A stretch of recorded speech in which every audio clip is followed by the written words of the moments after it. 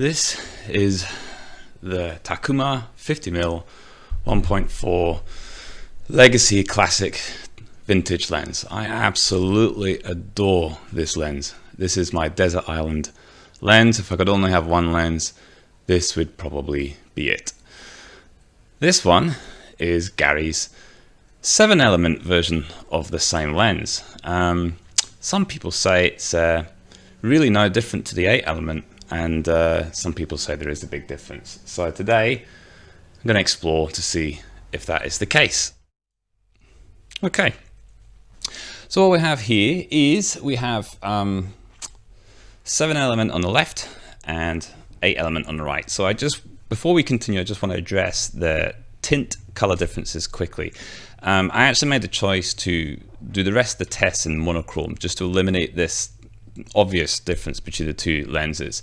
The one on the 7-element is very warm, and the 8-element, if anything, is maybe a little bit cool. Although this was shot down in a bit of a, not jungle, rainforesty thing, so it's overcast. Auto white balance was used, so that's the differences between the two lenses. Can someone like the cat? Thank you. So we've got the 7 for these tests. You'll see the 7 on up here and the 8 up here to tell you which image is taken from which one. I've just put original here to say this is just straight out of camera, original. So there's a big color difference shift between the two. And I find it distracting. If you eliminate color, we're going to be able to focus on other stuff. I think that's going to go on and highlight differences between these two lenses that I felt were quite significant enough to report back on. So I'll just get out of that at the moment. I just want to quickly show you that it's not a difficult thing if you know what you're doing in Lightroom. You can. So this is the 7-element on the left, and I've edited it with the chart colors quickly to make it mimic something more like the original 8-element, okay? And the same thing the other way around as well. So if you like the colors of one or the other, you can actually just not need to do the detinting thing for the 7-element if you want to get rid of that tint. I'd probably leave it in. I think it's really charming. But here we have the 7-element on the left. That's how it originally, and this was the 8-element, and I've just tweaked that to make it look a little bit more like the 7. So you can go both ways. So it's not a big deal, but I wasn't going to do that constantly for the tests.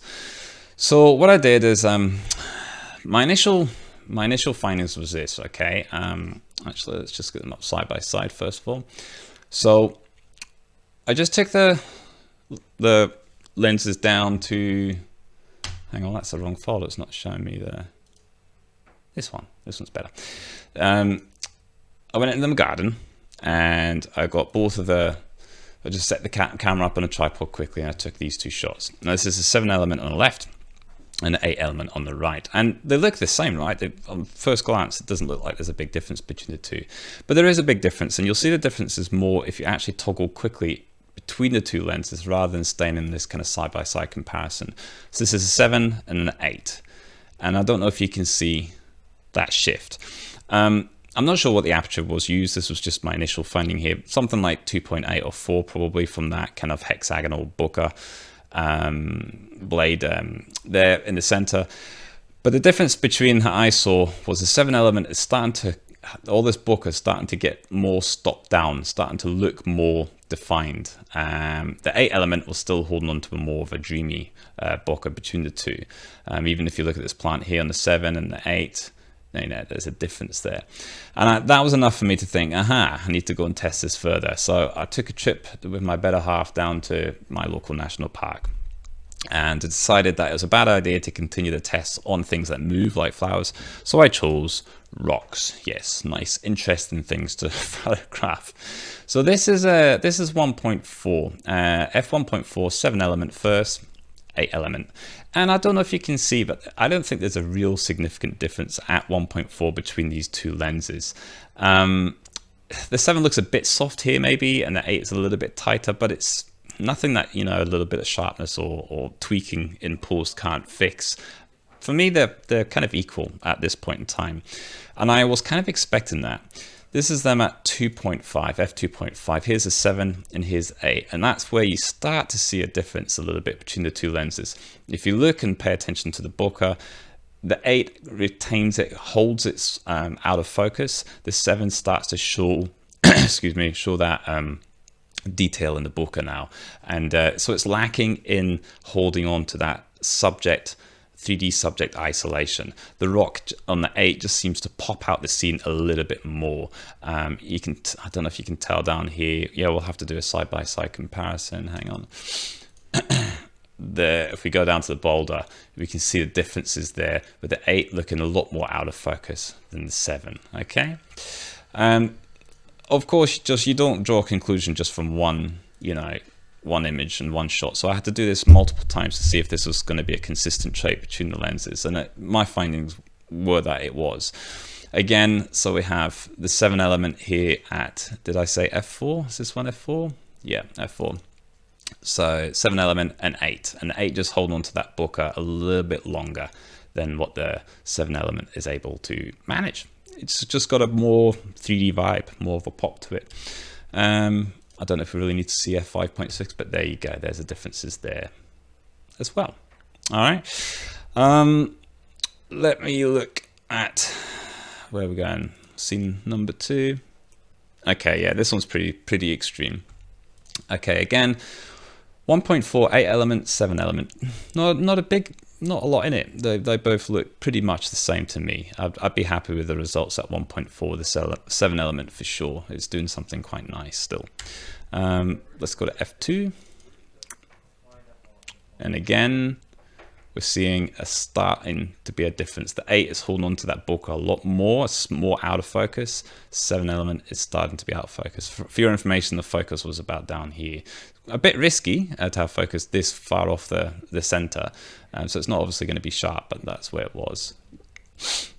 And 2.5, 8 element, 7 element. And this, I think, is where you really start to see the differences starting to happen.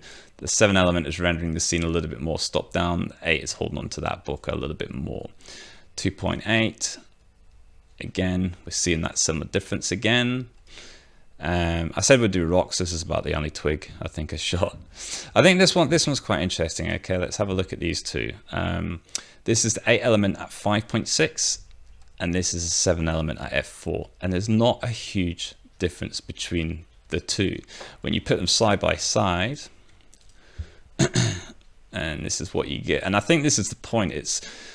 There's about stop difference here between the two, and the 8 element is rendering the bokeh almost the same as what the 7 element is managing at f4. It's still doing it at 5.6, and that is the trait that I value the most in the 8 element. I probably should just mention at the moment that, yeah, I am passionate about the 8 element. It is the lens that sits on my K1 most of all. So yeah, all these tests were done with the 7 and 8 element on the Pentax K1, which is a full frame 36 megapixel camera. And I love the 8 element so much. It's become the focus of my first book that I'm working on, which is photos of my local area, which is the Blue Mountains in New South Wales, Australia. All of the images will be from the Takuma 50 1.4. I'm trying to show that a 50mm focal length can also be quite a versatile focal length as well to use. So look for, hopefully I'll finish that in about another year or two, and then we'll get that out. But that's and I love the results that this lens gives, and for landscape it's quite interesting. Let's just move on a little bit more. See, okay, this one's interesting. Okay, this is again 1.4. This is the 8 element and the 7. And what I'm interested in really in this image is this bokeh over here. If we zoom in a little bit, I think the 7 wins actually. It's got a nice little defined edges ring. I think they call it soap bubbles, when you've got this kind of soap bubble effect where the rings are really pronounced rather than just uniformed fill inside the bokeh. There's it's dark in the middle and bright around the edges. It looks a little bit more contrasty. The 8 is a little bit weaker, 7 is a little bit more stronger. So I think it's quite nice. Here we go to f2.5. And I think this is where things get a little bit interesting. I don't know if you can tell, but the bokeh is now starting to get quite a lot more stopped down and hexagonal with those straight aperture blades on the 7, whereas the 8 is still holding on to quite a lot of circular at this, this kind of aperture stop. So that's a trait I really quite like. Maybe we can do a side by side. of that. So yeah, we can see you'll always get more hexagonal in the center versus towards the edges will always be more circular. But I think you can agree there that the 7 is a little bit more over here, has a lot more of a stop down look compared to the 8 over here. Let's have a look at it at f4. Yeah, where are we up here? So yeah, we can see now they're both looking hexagonal, of course, but obviously it's a lot more stronger and more stop down on the 7. So I thought that was quite interesting. That was quite interesting to note the difference between the two. 8 is still quite out of focus. 7 is starting to look more stop down now. It's getting hexagonal even in the corners here, whereas it's still quite circular at f4 with the 8.